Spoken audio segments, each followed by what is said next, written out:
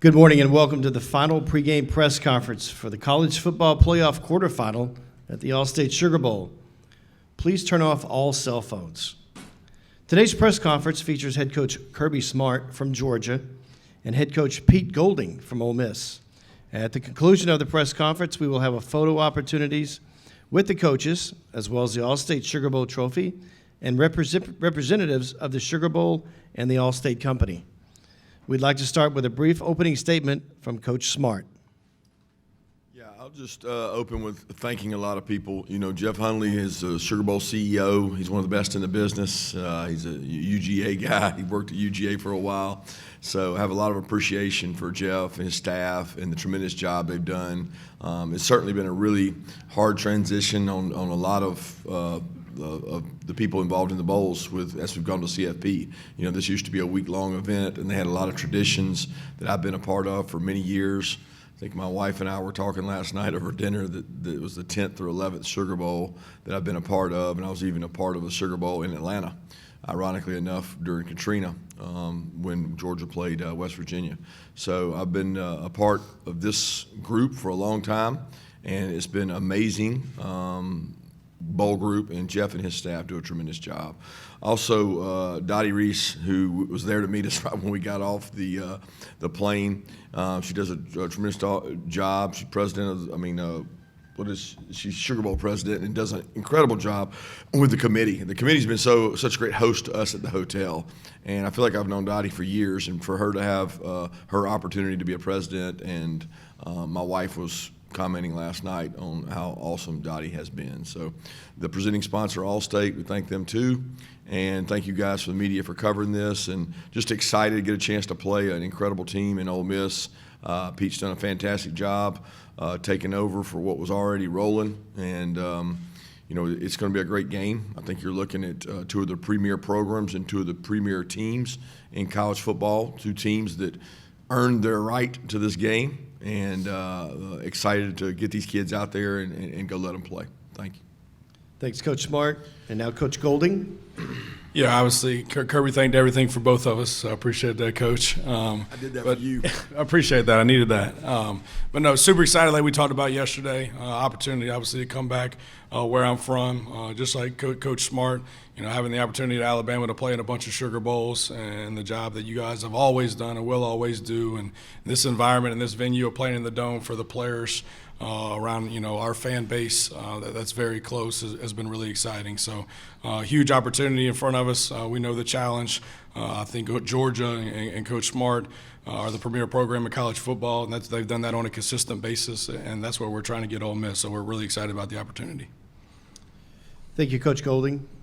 We'll now open the floor to questions. Please wait for the microphone to ask your question, and please identify yourself by your name and media outlet.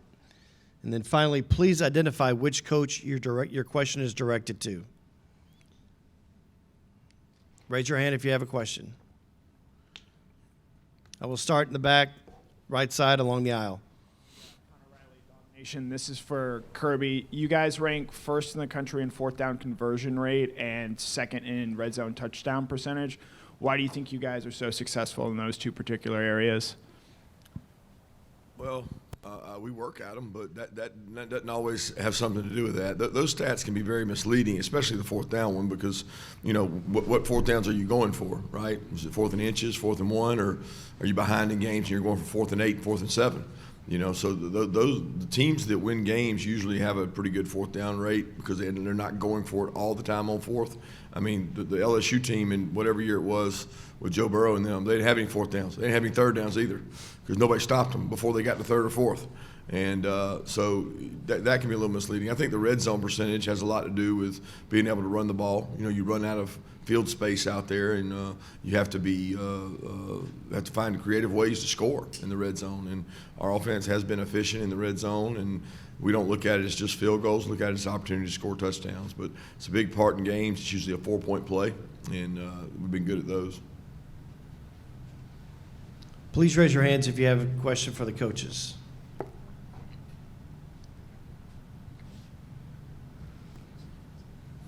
I will stay on the left side in the back. Yeah, Coach Pete Golden, Brooks Austin with Honest. How has this transition from defensive coordinating to becoming a head coach? And did you anticipate this? Is this something that you aspired for throughout your career and knew one day it would come, so you've been constantly preparing for it? Or has this been kind of learning on the fly? I'm sure you've already answered this, by the way. I mean, I think it's nothing that I grew up saying, hey, I wanted to be the head coach one day. You know, I think in coaching, I've always been a dude where I am where my feet are. I'm going to do my job really well, whatever that job description is, and try to do that to the best of my ability and affect the people around me. What opportunities that create, right, we'll address then. And I've been pretty adamant for a long time. I think this guy to my left kind of said it for me. Outside looking in and being a defensive coordinator and how he did and how successful he was, and to be able to stay at one place for an extremely long period of time and be very successful and be in hand select the one that he wanted. That was a goal of mine once I watched him do that. So I was not in a rush to become a head coach. Like, you know, CAA and then will tell you, don't contact anybody. I don't want a head coaching job. You know, once I left Alabama to come to Ole Miss, I wasn't leaving Oxford. I didn't want to be the head coach at Ole Miss. I wanted to be the defensive coordinator at Ole Miss, and that's the same thing that I told Kiff. When this opportunity presented itself, it's nothing that I've been preparing for. You prepare for it every year because head coaches like Coach Smart and Coach Saban and Coach Kiffin and all the guys that I've been under prepare you for these moments. And they involve you in meetings of why we do certain things, and you're involved from a recruiting component and everything else. So, yes, I've always had two notebooks everywhere I've been of because of and in spite of. And I think that's everywhere. You know, I think you win because of a lot of things. I think you win in spite of a lot of things at certain places. And so it was always keeping those, or, hey, if I ever got my opportunity, okay, what would I continue to do that we've done that's been really effective? And then what would I eliminate, right, that I don't think affects winning or losing? And this one's a little different from the timing of it. And so, like Coach Smart always said, this thing's already rolling. Right? It wasn't like we're taking over and we're starting fresh. I mean, at that point, we were 11-1. Everything was headed in the right direction. We got really good players, all right, and we got good systems that have been in place. We got a good staff. So at that point, it was just trying to keep it together and get back to the routine as fast as possible and get back to ball. And so it wasn't about changing everything. It wasn't about my opinion at that point. If anything's been changed since then, it's been through the Players Council, and it's been voted on by the players because it's their team.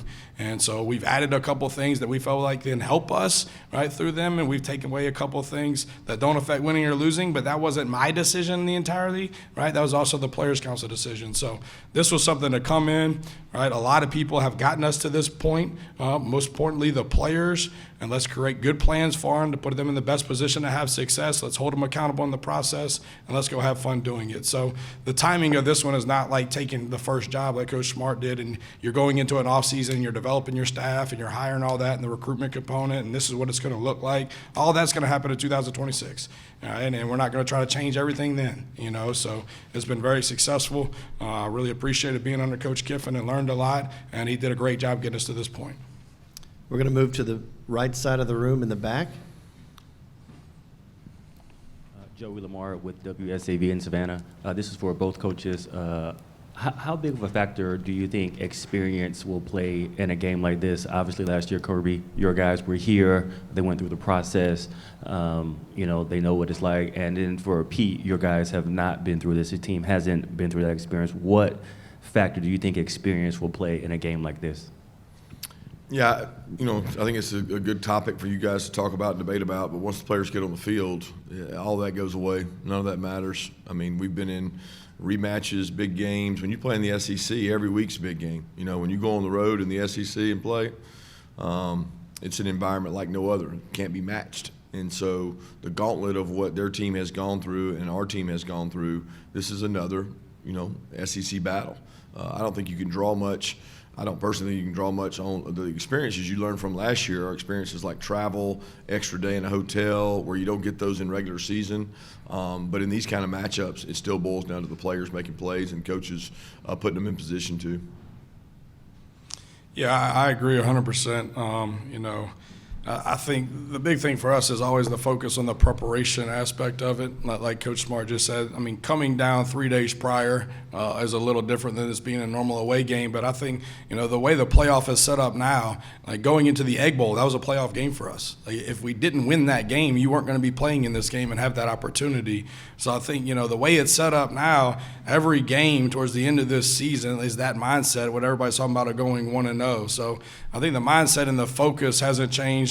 Obviously, the travel preparation component of it and being here 3 days early and all that. We've got a lot of guys, I think the transfer portal has changed that too, because you brought guys in from other programs that have played in the playoffs, right? And so they individually have some experience, and then you've got coaches around you that have experienced as well, right, that help you prepare with that. But at the end of the day, you got to spot the ball. It's not going to be the call that's going to win the game. It's going to be the execution of the call and the communication of 11 guys being on the same page and playing extremely hard and contesting every play. So it gets back to the players, no doubt. We'll move to the left side of the room. Sarah Tidwell with the Athens Banner-Herald. This is for Kirby. Ethan and Colby were taken off the injury report last night. How crucial is it going to be to have them available again, and how much do you think that they're going to get to see the field? Well, they both practiced for a while now, and they've both been working their way back. They're both were really critical parts early in the season for Ethan. Tight end's a position that we have pretty good depth at. So Ethan's a very attentive, wise beyond his years. I mean, he was at our practices last year for this game, and we already knew, wow, this guy's going to be able to pick things up quick. He's smart, he's tough, he's physical. So we're excited to have him back, and hopefully he can help in some capacity. But you only get so many tight ends on the field in so many ways. We've got some guys playing well at those positions. So Colby's done a great job coming back. He's a guy that when it first came out, I didn't think he was going to be back before the end of the season, regardless of how far our season went. He's sped that process up. He wants to play. It's important to him. He's missed time, and he wants to get back out there and go compete. But we'll have to see how he looks game day and what he's able to do and how we can work him in. Okay, we're going to stay on the left side in the middle. Zach Klein from Channel 2 in Atlanta. Kirby, this is for you. Is there such a thing as too much information for your players during the preparation process, during a long delay between games? And if so, how do you balance the nuggets that you give them as opposed to letting them just play free? Yeah, there probably is a line of too much information, but it's more, to me, how you present the information. I'm all about the presentation and being teachers as coaches, and you learn from other people's mistakes. We try to do a good job of mixing things up in bowl practices and not just doing all information on our opponent. We do information on games going on in the National Football League, games going on across the bowl season. What do you see in bowl? What's the trends? How are things looking? People don't tackle well in bowls. People maybe turn the ball over because they don't get hit as much in bowls. So we don't make it just about information directly involving us or directly involving Ole Miss. We just make it a teaching and learning experience as much as we can for the guys, and don't try to overload them. I mean, we haven't prepared for Ole Miss this entire time, and we didn't sit back and say, all right, let's go play Ole Miss. We worked on ourselves for a while, which most people do, and we worked on both opponents for a while, and then we came and centered around Ole Miss once we knew that was the outcome of their game. So We're going to go on the left side in the far back of the room. And again, please say you're directing the question to the coach. Good morning, gentlemen. Tony Reese, WTV. I'm out of Columbus. Question for both coaches. We talk about this being the fourth time in history that two SEC teams have played together, Ole Miss being the three of those, going all the way back to the 60s. Just kind of what does it mean for both of y'all to have this experience as two SEC powerhouses playing in this matchup, and just the history behind it? Go ahead, Bob. Go. you got it, bro. Obviously, I'd rather not be playing an SEC team. No, I think the SEC. I think it just shows that what this league is week in and week out, and you got to be ready to roll. Obviously, being in a different venue in the Sugar Bowl, and the experience for our players is awesome. But I would rather see other teams outside of our league once we get out of our league. But no, it's always a great challenge. I think once you get in the playoffs, you got to beat the best team to get the last win anyway. And I told our guys from the very beginning, there's going to be one team that's happy at the end of this once you make the playoffs. That's it. That's where there's D2, 1 AA. Every playoff I've ever been in, there's one team that's happy at the end. And so we might as well play the best ones early. And to be in this venue and to have gotten our ass whooped by them earlier in the year, right, and kind of go through it and hopefully play better and give ourselves ourselves a better chance. But to be here in the Sugar Bowl and to play a premier program and play a premier coach, we're super excited for it. Yeah, I'm excited as well because you get an opportunity to play. You know what kind of.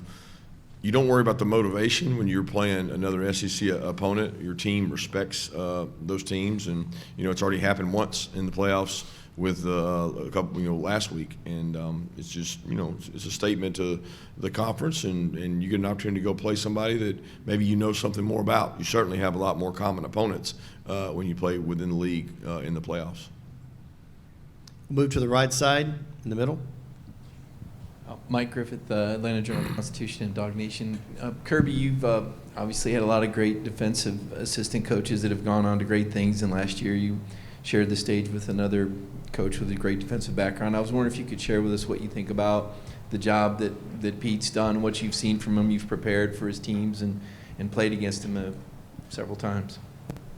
Yeah, a lot of respect for what Pete's done. It's a little unique because I spend a lot of time on the defensive side for us, so I'm usually looking at other teams' offenses, which it's not been Pete's forte nor mine. So we don't spend a lot of time on that. But when you're crossing over and you watch other people play, you're usually watching their defense to see what they did to stop somebody, or you're calling somebody on defense to say, hey, what did y'all think about this guy or that guy? And through the years, he's done a tremendous job defensively, and he's got an opportunity now to kind of form and mold a program in his eyes and how he wants to do it. And he's been around some really good ones, I know that. So, and very different leaders in the guys he's been around. So it allows you to grow when you're around different kind of leadership styles like he's been around.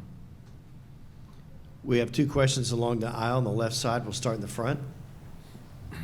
Neil McCready with 24/7 Sports. Pete, kind of following up on Mike's question just then, now that it is your program, as you get into the program building aspect of it, culture, player retention, the way you build your roster, is Georgia sort of the model that you want to try to kind of build around? Yeah, I think, whatever you're in, you're looking at, who does it the best and who's done it the best on a consistent basis.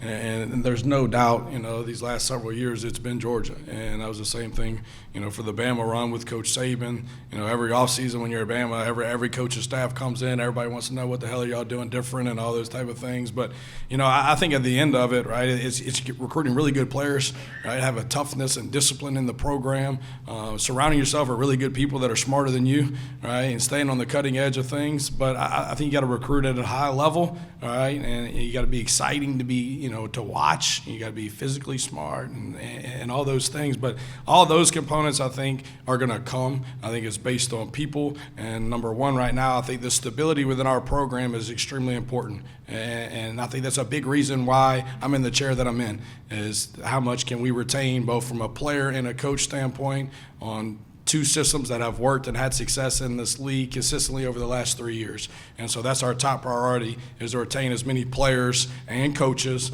to keep the systems the same for our players moving forward based on the success that we've had. And now we'll go to the back. This question is for Kirby. Chris Lowe with On3 Sports. Kirby, you've been at two places now where you guys have won a lot of titles. What are the challenges to sort of keep that edge year after year? And when you've got a group like this that maybe didn't have as many contributors to your last title, what is your sense of how much these guys want their own? I missed the last part. You said this group or last This group, what's your sense of how much this group wants their own, since a lot of these guys were not contributors the last time you won one?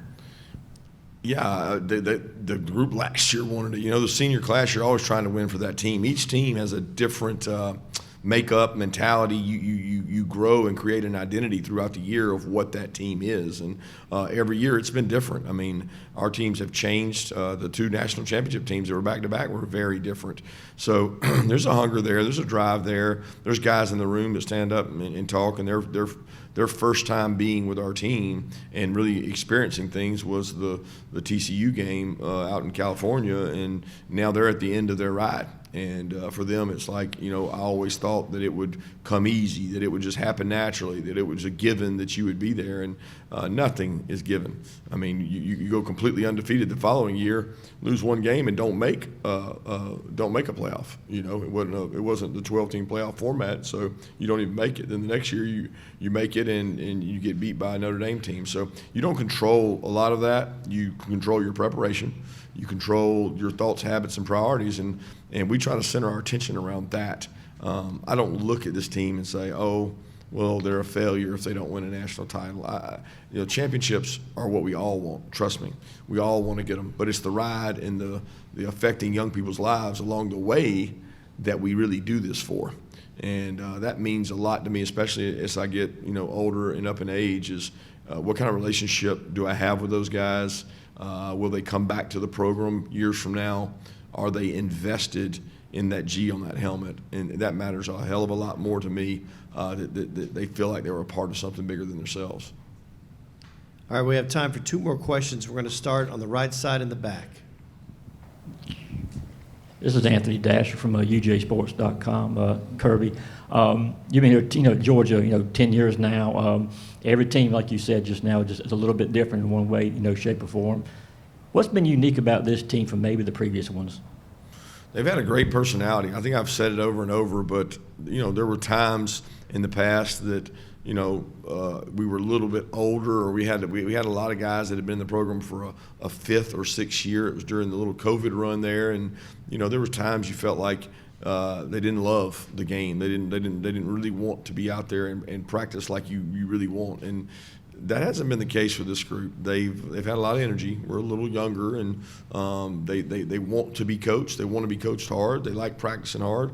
They get out there and do exactly what you demand of them each and every day. And they've seen some of the rewards from that, some of the physical toughness, some of the stop the run the ball. I mean, like, they see the rewards from it, and they bought into that being an identity, and that's created a little bit different. Now, I don't know that we're as talented as some of those other teams, just sheer draft picks, but that's not what always wins. I mean, at the end of the day, it's a cohesion of a team, a lot of role players that you have that really buy into doing things that helps you win. We'll take our final question from the left side. Coach Smart, I think this is really a question for you, Mitch Gibbs, WGSO Radio. Last year, I know it was a small sample, but the teams that had buys kind of struggled last year. And so it'll be interesting to see how that plays out this week with the teams that have buys, for the next couple of days. Is there an advantage, in your opinion, to playing that first game, or is just last year was an aberration? What are your thoughts on that? Yeah, I think it's going to play out like you said. It's concerning as a coach to have a long layoff, because I always repeat this: in no sport anywhere do you go that long in a team sport without playing a game when you're in a rhythm of playing a game, right? They don't have March Madness and say, hey, let's sit out 30 days and then come back and play March Madness. Baseball, they don't do that. They just don't do that in sports. You play, you have a rhythm, you get going. Ours is very unique in that regard, in terms of the setup for the break. And that may change in the future, I don't know. But I know I talked to several coaches in the playoffs about that exact thing. And there were a lot of them that wanted an ability to play a game in between those two, because you're going to find out more about your team. I mean, if you're not good enough to win that game, you're certainly not going to win the next 2 or 3. So it is what it is. Everybody tries to spin it as an advantage, whichever way they take it, and nobody really knows what the advantage is, because you can lose a player, you can get somebody injured when you play those games. But we've taken a different approach to it this year. We're going to see how it goes. I don't think the outcome of the game defines the approach. I think it's simple as saying, well, it doesn't work if you don't play a game. Not necessarily true. How did you play in the game? What were the factors that contributed to winning and losing the game? And we'll see that tomorrow night.